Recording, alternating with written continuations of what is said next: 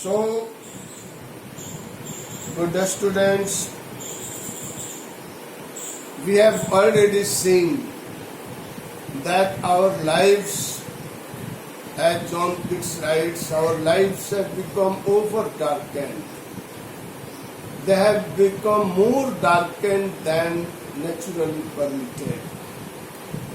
And so, under such gloom and despondence, our ways are lost, as the ways are lost in darkness. Then, by pursuing some shape of beauty, we find a way, as with the help of a lamp, we find a way. Now, made for our searching, yes, in spite of all, some shape of beauty moves away the pall. Pall means darkness. From our dark spirits, sets the sun. Here you see how love for nature becomes manifest. When he talks about the things of beauty, what does he talk of? He is not talking of the human beauty. He is not limited to this. He is looking towards nature. He is looking towards the universal beauty. So he says, sets the sun, the moon, trees old and young, is sprouting a shady moon. The sun, the moon, old and young trees, all of these are benefactors. They give something to people, something to others. The sun gives the light, the warmth. The moon gives beautiful, appears beautiful and soothing to look at, and gives cool light, cool rays. And certain plants, certain flowers grow and sprout in the light of the moon. And trees, young and old, sprouting a shady bone for simple sheep. So these young trees and old trees both provide simple sheep with shade. And you see, why are the sheep simple? Because they can't provide for themselves. Their body is woolly, and in the sunlight, if they don't have some shade to hide in under, how would they survive? So the trees, old or young, provide these simple sheep with a shady boon. And the sheep are also beautiful. They are beautiful in their simplicity. Simple sheep. And here you find a figure of a speech, alliteration, simple sheep.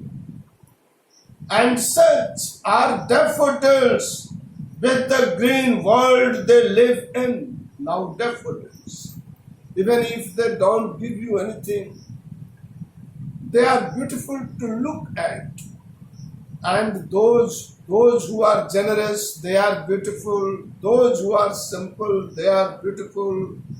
And those who are pretty to look at, they are also beautiful because they give us joy.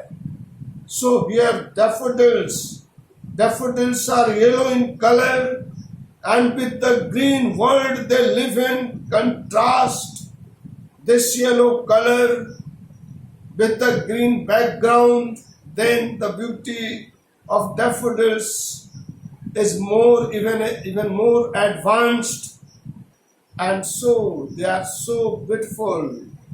Or you should know that William Wordsworth has written a poem on daffodils, and how much joy we felt beholding them in that green background in which they usually live. So, such are daffodils with the green world they live in, and clear rills, rivers, that for themselves a cooling covert make against the hot season, the mid-forest day. Now, the rills are industrious, and in order to fight of the hot season, they don't need the help of others. They create for themselves what? A cooling covert. They grow a cooling covert upon themselves, and when they go through the mid forest, they rest there, take some rest, they slow down, and brake. So they have made themselves a cooling covert, and there they rest for take a respite. They have made it themselves, and so their industriousness, that is also a beautiful thing. So these rills are also beautiful. They take mid-forest break, rich with a sprinkling of fair musk rose blooms. Blooms means flowers. These flowers are, there are musk rose flowers, and from musk rose flowers, some water is sprinkled. River's water goes on the musk rose flowers and falls down, or dewdrops etc. on the musk rose flowers fall down and on the river. As if so, what does the river get? The river gets the shade, the coolness, cooling comfort, and also the fragrance.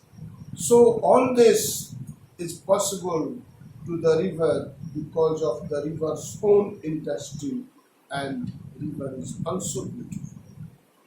Now, the remaining parts in the next session. Thank you.